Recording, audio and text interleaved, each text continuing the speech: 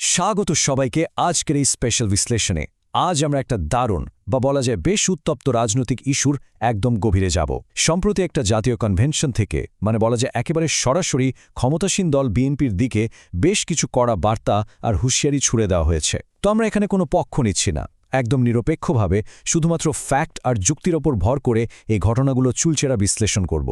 এই যে জুলাই সনদ, রাষ্ট্রের আমূল সংস্কার আর আগামী দিনের রাজনীতি কোন দিকে মোড় নিচ্ছে, এসব নিয়ে এত আলোচনা হচ্ছে, তাই না? চলুন কোনো পক্ষপাতিত্ব ছাড়াই দেখা যাক রাজনৈতিক এই মঞ্চে আসলে কি ঘটতে যাচ্ছে। ঠিক আছে, চলুন গভীরে যাওয়া যাক।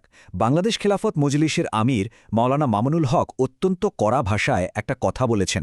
তিনি বলেছেন, যদি সংস্কার না করা হয় তাহলে এরপর যে বিপ্লবটা আসবে সেই বিপ্লব বিএনপিকে একেবারে ইতিহাসের আস্তাকুড়ে নিক্ষেপ করবে।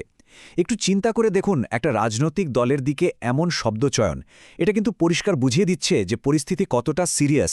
এই একটা বাক্য শুনলেই বোঝা যায় কনভেনশনের মেজাজ কতটা আপোষহীন ছিল। তো পুরো ব্যাপারটাকে খুব সহজে বোঝার জন্য আমরা আলোচনাটিকে 5টি সুনির্দিষ্ট ভাগে ভাগ করেছি। 1. বিপ্লবের হুঁশিয়ারি। 2. 4টা মূল দাবি। 3. সংবিধান আর সংস্কার নিয়ে বিতর্ক। 4. ক্ষমতাসীনদের প্রতি সমালোচনা। এবং সবশেষে 5 নম্বর হল ভবিষ্যৎ সময়রেখা আর আলটিমেটাম। কথা দিচ্ছি, একদম লজিক্যাল অ্যান্ড নিউট্রাল একটা ব্রেকডাউন হতে যাচ্ছে এটা। চলুন শুরু করি আমাদের প্রথম পয়েন্ট দিয়ে। 1 নম্বর, বিপ্লবের হুঁশিয়ারি, অর্থাৎ এই কনভেনশনের পেছনের আসল প্রেক্ষাপট। আর এটি চমৎকারভাবে তুলে ধরেছে আমাদের আজকের আলোচনার মূল ভিত্তিটা। রাজধানীর কাকরাইলে আইডিইবি ভবনে এনসিপির সংস্কার বাস্তবায়ন কমিটি একটা দিনব্যাপী জাতীয় কনভেনশনের আয়োজন করেছিল। সেখানে আলোচনার কেন্দ্রবিন্দু ছিল গণতান্ত্রিক রাষ্ট্র নির্মাণে জুলাই সনদ, সংস্কার ও গণভোট। এটা কিন্তু যেন কোনো গতানুগতিক সমাবেশ ছিল না, বরং রাষ্ট্রের ভবিষ্যৎ কাঠামো কেমন হবে সেটা নিয়ে একটা সিরিয়াস নীতি নির্ধারণী আলোচনা। এবার আসা যাক 2 নম্বর পয়েন্টে, 4টি মূল দাবি, ভবিষ্যতের রূপরেখা। এখন এখানকার সবচেয়ে আকর্ষণীয় দিকটি হল মাওলানা মামুনুল হক ঠিক কোন 4টা সুনির্দিষ্ট দাবি এখানে তুলে ধরেছেন সেটা। পয়েন্টগুলো যদি দেখি: 1. সংবিধানের সংস্কার। 2. ক্ষমতার বিকেন্দ্রীকরণ আর ভারসাম্য। 3. একটা দুর্নীতিমুক্ত এবং দলীয়করণমুক্ত প্রশাসনিক কাঠামো। আর 4 নম্বরটা হল নিরপেক্ষ ও স্বচ্ছ নির্বাচনের গ্যারান্টি। দাবিগুলো সরাসরি শাসন ব্যবস্থার একদম শেকড়ে পরিবর্তন আনার কথা বলছে। এই 4টা পয়েন্ট দেখলেই ক্লিয়ার হয়ে যায় রাজনৈতিক দলগুলো আসলে ঠিক কোথায় কোথায় পরিবর্তন বা রিফর্ম চাইছে। এরপর আসছি আমাদের তৃতীয় ভাগে, 3 নম্বর, সংবিধান ও সংস্কার সদিচ্ছার সংঘাত। এখানে দুই পক্ষের একদম বিপরীতমুখী অবস্থানটা বেশ স্পষ্ট। একদিকে মাওলানা মামুনুল হক স্বরাষ্ট্রমন্ত্রী সালাহুদ্দিন আহমদের একটি কথিত বক্তব্যের তীব্র সমালোচনা করেছেন। ওনার দাবি অনুযায়ী স্বরাষ্ট্রমন্ত্রী নাকি বলেছেন যে ওনারা শুধু নির্বাচন আদায় করার জন্যই জুলাই সনদে স্বাক্ষর করেছিলেন, ওনাদের প্রকৃত সংস্কারের কোনো ইচ্ছাই নাকি ছিল না। আর এই মন্তব্যের জের ধরেই কিন্তু স্বরাষ্ট্রমন্ত্রীকে স্বঘোষিত মুনাফেক বা আত্মস্বীকৃত কপট বলে কড়া ভাষায় আক্রমণ করা হয়েছে।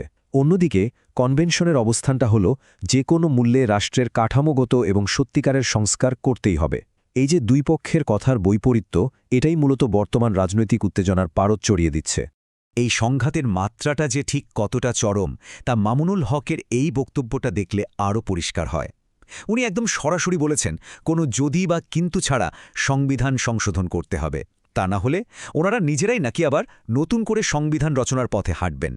বুঝতে পারছেন ব্যাপারটা? এটা কোনো সাধারণ রাজনৈতিক বক্তব্য নয়, এটা ক্ষমতাসীন দলের প্রতি একবারে সরাসরি একটা আল্টিমেটাম। এখানে সংস্কারের প্রশ্নে এক বিন্দুও ছাড় দেওয়ার কোনো লক্ষণ দেখা যাচ্ছে না। এবার যাচ্ছি 4 নম্বর অংশে, ক্ষমতাসীনদের সমালোচনা, অতীত ভুলে যাওয়া। তো স্বাভাবিকভাবেই এখানে মাথায় একটা প্রশ্ন ঘুরপাক খায়, ক্ষমতাধীন দলের এই ভবিষ্যৎ গতিপথ নিয়ে ঠিক কী ধরনের সুনির্দিষ্ট শঙ্কা প্রকাশ করা হচ্ছে? কনভেনশনের অন্য বক্তারা আসলে ঠিক কী ভাবছেন? তাদের বিপদের আশঙ্কাটা কোথায়? সবচেয়ে গুরুত্বপূর্ণ বিষয়টি হল এবি পার্টির চেয়ারম্যান মুজিবুর রহমান মঞ্জুর এই তীক্ষ্ণ পর্যবেক্ষণ। উনি দাবি করেছেন যে বিএনপি নাকি তাদের অতীত ভুলে যাচ্ছে, আর এর ফলে আগামী 3 বছরের মধ্যেই তাদের আবার একটা স্বৈরতান্ত্রিক দলে পরিণত হওয়ার চরম ঝুঁকি আছে। আর এই পরিস্থিতি এড়াতে উনি একটা পরিকল্পিত সামাজিক বিপ্লবের প্রস্তুতির কথা বলেছেন। একটু ভাবলেই বোঝা যায় বর্তমান ব্যবস্থার প্রতি তাদের সমমনা বা মিত্র দলগুলোর ভেতরেই কতটা গভীর সংশয় আর অনাস্থা দানা বেঁধেছে। আর এই নিয়েই আমরা চলে আসছি আমাদের শেষ ভাগে, 5 নম্বর, ভবিষ্যৎ সময়রেখা, সম্ভাব্য গতিপথ এবং আল্টিমেটাম। চলুন সামনের দিকে এগোই এবং দেখি এটি কিভাবে গড়ে উঠছে। এই টাইমলাইনটা বেশ স্পেসিফিক এবং চমকপ্রদ।